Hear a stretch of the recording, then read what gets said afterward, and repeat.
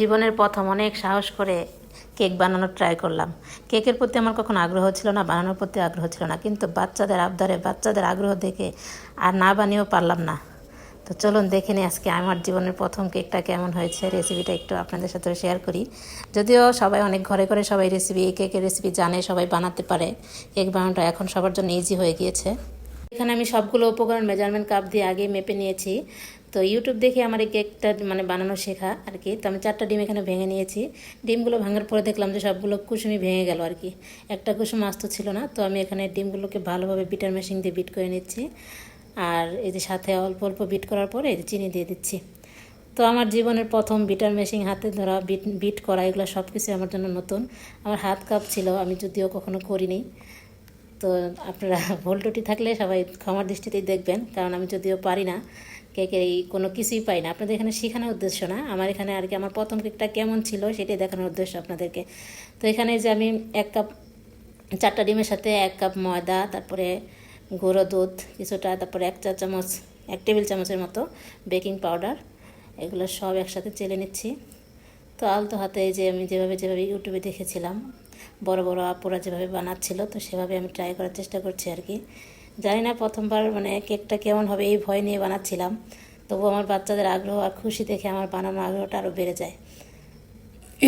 তো শেষে এখানে আমি কিছুটা তেল দিয়ে দিলাম, আর ময়দা আমি অল্প অল্প করে দিচ্ছি আর নেড়ে নিচ্ছি। অল্প অল্প করে দিয়ে নেড়ে নিব এভাবে হালকা হালকা করে। কেকের প্রতি যদি আগ্রহ থাকতো তাহলে হয়তো অনেক আগে আমি কেকটা বানানো শিখে নিতাম, কারণ মিষ্টি খাবারের প্রতি আগ্রহ কম, মিষ্টি খাবার খায়ও কম, বানানোর প্রতি আগ্রহ কম। কিন্তু আমার বাচ্চারা ইদানিং আগার গায়ে যে ভাইরাল কেকগুলো বের হয়েছে ওগুলো দেখার পরে, তারপরে আমার কিছু আত্মীয় স্বজন, রিলেটিভ, কিছু কাছের মানুষও আছে যারা কেক বানাতে পারে, সেল করে, বা তাদের পেজ আছে, তারা পেজে দেয়, কিন্তু আসলে আমার বাচ্চাদেরকে কখনো খাওয়াতে পারিনি। ওদের ভাগ্য হয়নি এরকম খাওয়ার মতো আর কি। তো সবসময় কিনা কেকগুলোই খাওয়া হয়েছে, আর কিনা কেকগুলো কেমন জানি ডালডা ডালডা লাগে, খেতেও ভালো লাগে না। তো এই জন্য আমি কখনো ওদেরকে তৃপ্তি করে খাওয়াতেও পারি না এরকম। তাই চিন্তা করলাম যে এখন আমি নিজে নিজে বানাবো, আমার বাচ্চাদের জন্য যেমনই হোক ওরা ওইটাই খাবে তৃপ্তি করে। তো আমার এখানে সব কিছু বিট করা হয়ে গিয়েছে। তারপর বিট করার পরে আমি এই যে দেখছেন তো আপনারা কীভাবে দিলাম, একটা বাটির মধ্যে দিয়ে দিলাম সুন্দর মতো। তো আমার প্রথম কেক ছিল আমার এটা। তো মাশাআল্লাহ এটা ভ্যানিলা কেক ছিল, কিন্তু কেকটা এতটাই সফট হয়েছে, এতটাই সুন্দর হয়েছে কি বলবো, আমার নিজেরই অনেক ভালো লেগেছে দেখার পরে। তো আমি এখানে কেকটা দেখে নিচ্ছিলাম সুন্দরভাবে, তারপরে কেকটা তিনটা স্লাইস করে ঠান্ডা হতে রেখে দিলাম। আর এখানে আমি দিয়ে দিলাম 2 কাপের মতো হুইপ ক্রিম। তো হুইপ ক্রিমটা একটু ঠান্ডা ঠান্ডা থাকা অবস্থায় বিট করলে এটা অনেক ভালো হয়, এটা যেটা আমি ইউটিউব দেখে শিখেছি আর কি। তো ওরকম আমি ঠান্ডা থাকা অবস্থায় হুইপ ক্রিমটা অনেক সুন্দর করে বিট করে নিলাম। তা আমার মনে হচ্ছিল, আমি যখন এটা আর কি ডেকোরেশন করছিলাম তখন মনে হলো যে আমার এটা ক্রিমটা আরেকটু মনে হয় ফোমি হতো বা আরেকটু হতো, আমার কাছে একটু পাতলা লেগেছে আর কি। দেখ প্রথমবার, সামনে আরও ভুল টুটি যা আছে সব ঠিক করে নিব। তো এখানে আমি কেকটা আমার মনের মতো করে এই যে ডেকোরেশন করে নিব আর কি সামনে। এখন আমি দুধ দিয়ে তারপর আমি এটা দিয়ে দিচ্ছি, সুগার সিরাপের জায়গায় আমি দুধ দিয়েছি আর কি। প্রতিটা লেয়ারে দিয়ে দিলাম। আর এই যে এখানে ক্রিম দিয়ে দিচ্ছি। তো মোটামুটি আমার জানা মতে ঘরে ঘরে এখন সবাই কেককে বেকিং করতে পারে, কেক বানাতে পারে, এরকম ঘরে ঘরে একজন একজন আছেই, এটা আমার মনে হয়। তো আসলে মানুষ চেষ্টা করলে কোনো কিছু না পারে না। আর বাচ্চাদের জন্যও অনেক কিছু না চাইলেও, মনে না চাইলেও করতে হয়। তো প্রথমবার যখন কেকটা বানালাম তখন আমার বাচ্চারা খেয়ে এত তৃপ্তি পেয়েছে, যারা বলেছে আম্মা আমাদের মন ভরেছে খাওয়ার পরে। তো আমারও খুব শান্তি লাগছে এই কেকটা বানানোর পর। বাচ্চাদের খুশির কাছে আর কিছুই হতে পারে না। যখন বাচ্চারা খুশি হয়, কোনো কিছু খায়, তৃপ্তি ভরে খায়, তখন এর থেকে শান্তি মায়ের কাছে আর কিছুই হতে পারে না।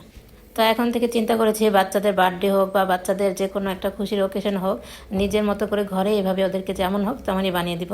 কারণ বেকারিতে যে নোংরা পরিবেশে আর যে পরিবেশে বানায়, ওইগুলো দেখার পরে আর কেক খাওয়ার রুচি একবারই হয় না। তো আপনারা যারা যেসব মায়েরা এখনও বাচ্চাদের আবদার পূরণ করার জন্য করতে পারেননি, আপনারা ট্রাই করে দেখবেন। আসলে কেক বানানোটা খুব বেশি কঠিন কাজও না, যদিও একটু ঝামেলা, যদিও একটু জিনিসপত্র নষ্ট হয়, অনেকটা সময়ের ব্যাপার, কিন্তু বাচ্চাদের খুশির কাছে এগুলো কিছুই না। তো আমি বেকিংয়ের জিনিসগুলো ফেসবুক পেজ থেকে অর্ডার করেছিলাম, সেখান থেকে আমি সবগুলো বেকিংয়ের জিনিস আগে অর্ডার করে নিয়েছি, তারপরে আমি ঘরে বসে এটা বানিয়েছি।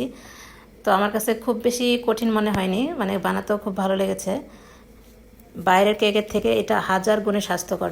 আমার কেকটা দেখতে যদিও ডিজাইনটা অনেক বেশি সুন্দর হয়নি বা অনেক ডেকোরেশন সুন্দর হয়নি, কিন্তু খেতে মাশাল্লাহ মাশাল্লাহ কি বলবো, এত বেশি সফট আর স্পঞ্জি হয়েছে। বাচ্চার থেকে বাচ্চার বাবার বেশি পছন্দ ছিল এটা হয়েছিল। সে বলছে আর কি প্রতি মাসে একটা করে হলো এইরকম কেক বানিয়ে আমাদেরকে খাওয়াবা।